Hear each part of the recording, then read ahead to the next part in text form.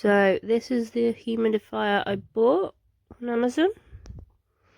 Came in a small box like this, and you get the USB cable, you plug it in to a power source, and you grab the little end here, you pop it in like so, and it's got a light there saying that it's got a power source. Fill it with water, which I've done. Press the button and you've got a continuous stream of water vapour. Press it again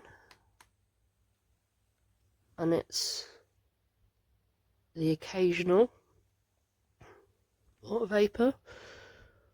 And it also, for the night time, if you keep your thumb pressed in, it's got a night light and it will still continuously the water vapour.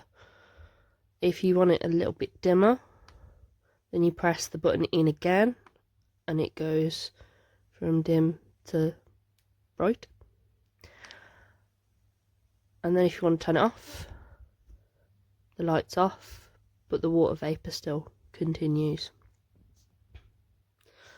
Perfect little bit of kit and helps me when I'm not feeling very well.